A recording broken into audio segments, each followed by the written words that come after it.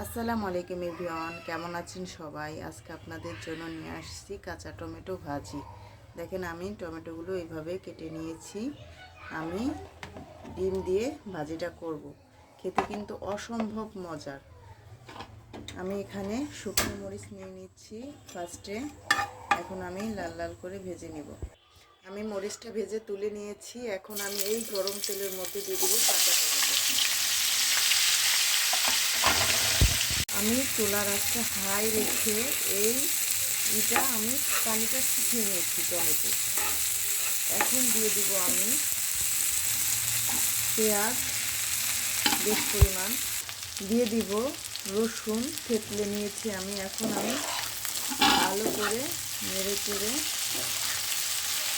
মিশিয়ে নেব। দিয়ে দিব আমি লবণ স্বাদ মতো, দিয়ে দিব সেই শুকনো মরিচ হালকা করে এভাবে ভেঙে, দিয়ে দিব সরিষার তেল। এখন আমি নেড়ে চেড়ে ভাজা ভাজা করে নেব। চেষ্টা করবেন আপনারা হাই ফ্লেমে এভাবে একটা ফ্রাই প্যানে এভাবে ভেজে ভেজে নেবেন। আমি আগে টমেটো দিচ্ছি কারণ আমি টমেটো দিয়ে আগে টমেটোর পানিটা শুকিয়ে নিয়েছি, না হলে এটা এরকম ভাজি ভাজি থাকতো না, ভর্তা হয়ে যেত। সেটাও করলেও খারাপ হবে না, খেতে খারাপ লাগবে না। আমি চাচ্ছি যে ভর্তা না হোক, এইভাবে ভাজা ভাজা টাইপের হবে। হাই ফ্লেমে আপনারা আমি যেভাবে করলাম আপনারা ঠিক সেইভাবে করে খেয়ে দেখবেন। খেতে কিন্তু অসম্ভব মজার ছিল। দেখেন আমি মাঝে দুটা ডিম ভেঙে নিয়েছি। এখন আমি এটাকে এভাবে করে মিশিয়ে নেব ভাজির সঙ্গে। টমেটো দেখতে সাধারণ হলেও খেতে কিন্তু অসাধারণ।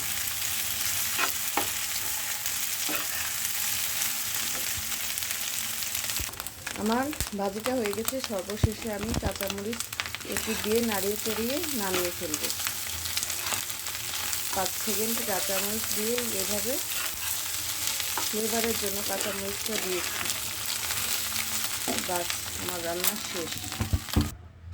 মাশাআল্লাহ, দেখেন এরকম গরম ভাতের সাথে এটা যদি এই টমেটোর এই ভাজিটা মাখিয়ে আপনারা খান, তাহলে আসলে অসম্ভব মজার একটা টেস্ট পাবেন।